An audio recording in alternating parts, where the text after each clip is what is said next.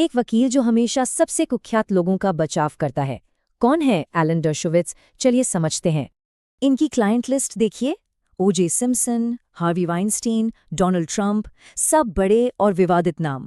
तो सवाल ये है कि आखिर ये हैं कौन और क्यों ये हमेशा ऐसे ही केस चुनते हैं। डर्शोविट्ज की पहचान ही है नामुमकिन को मुमकिन करना। उन्होंने कई ऐसे केस जीते जो सब हार चुके थे। ये सिर्फ मुकदमे नहीं थे, ये वो पल थे जब पूरा देश टीवी से चिपक जाता था और सेंटर में थे डर्शोविट्ज। पर वो सिर्फ कोर्टरूम तक ही सीमित नहीं रहे, वो एक ऐसे पब्लिक फिगर बने जो विवादों को दावत देते थे। उन्होंने एक आइडिया दिया, यातना वारंट का, मतलब टॉर्चर के लिए भी कोर्ट से इजाजत लो। बस बवाल मच गया। और जब बात इजराइल की हो तो डर्शोविट्ज एक वकील से ज्यादा एक योद्धा की तरह लड़ते हैं। पर फिर आया जेफरी एप्स्टीन का मामला और इस कनेक्शन ने उनकी साख पर गहरा दाग लगाया।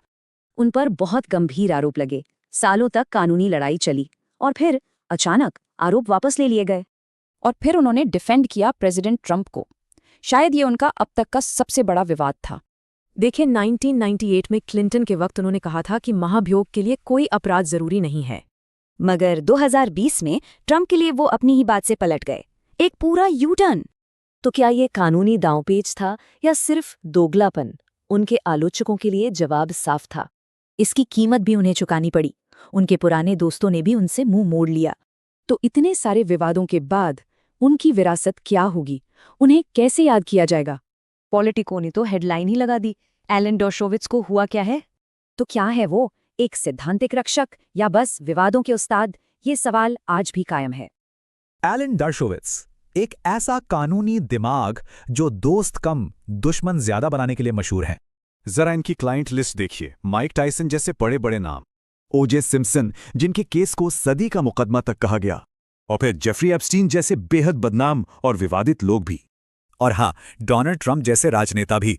मतलब हर बड़े केस की सुर्खियों में ये थे। लेकिन इस तेज तर्रार वकील का सफर शुरू हुआ ब्रुकलिन के एक साधारण यहूदी परिवार से।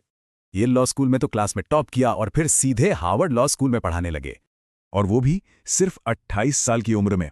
हार्वर्ड के इतिहास के सबसे यंग फुल प्रोफेसर। लेकिन इनकी असली पहचान क्लासरूम से नहीं, बल्कि सबसे मुश्किल केस लड़ने से बनी। जैसे कि क्लॉज वॉन ब्यूलो का केस। उन पर अपनी ही पत्नी के मर्डर की कोशिश का आरोप था, पर डर्शोविट्ज ने अपील में पूरा केस ही पलट दिया। सब हैरान थे।